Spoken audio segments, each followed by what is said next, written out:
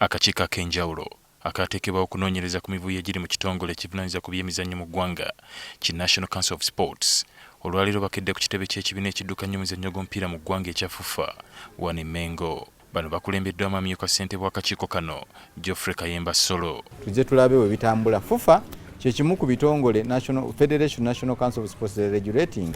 So tuzze tulabe bo bakiraba batya, bo batambula batya, bo we bali.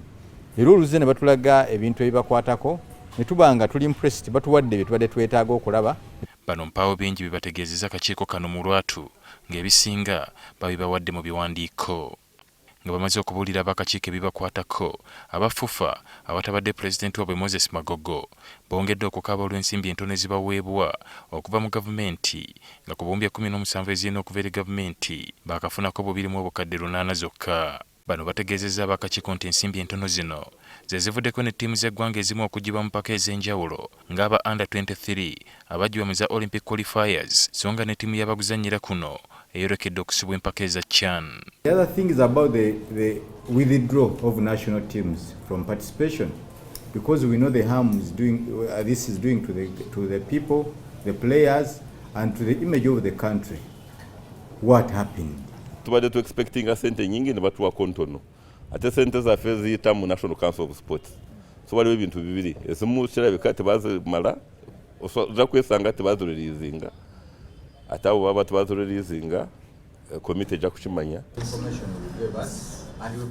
Ab'akakiiko oluvudde wano boolekedde ofiisi z'ekibiina ekiddukanya omuzannyo gw'okubaka mu ggwanga ekya Uganda Netball Federation. Obukulembeze bw'eno tebubadde na bigambo biwoomu eri akakiiko akaddukanya emizannyo mu ggwanga ka National Council of Sports naddala ku bukadde 186 zokka ezaabaweebwa mu mwaka gw'ebyensimbi ogwa 2022 naye nga bakulira akakiiko kano baagala bawe ensasanya ya bukadde 425. So you gave me 186. Then why do you query 420 something? I submitted a budget. You made the cuttings.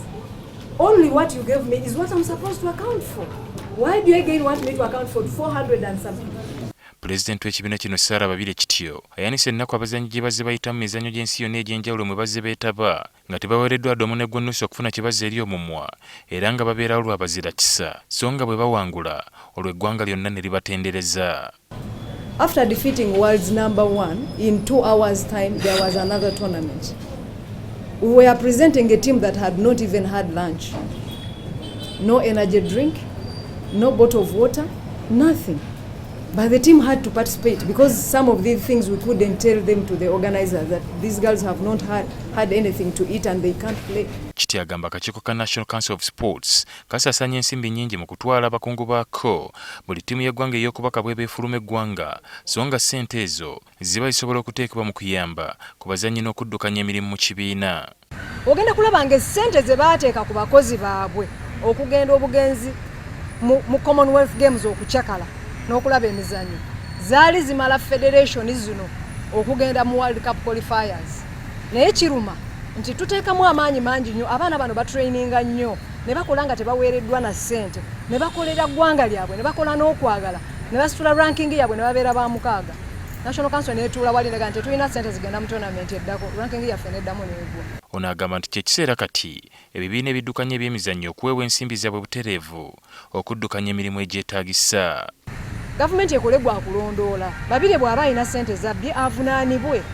Bw'abanga ssente ze bamuwadde azikozesezza bulungi ayongerwe ssente oba asiimibwe.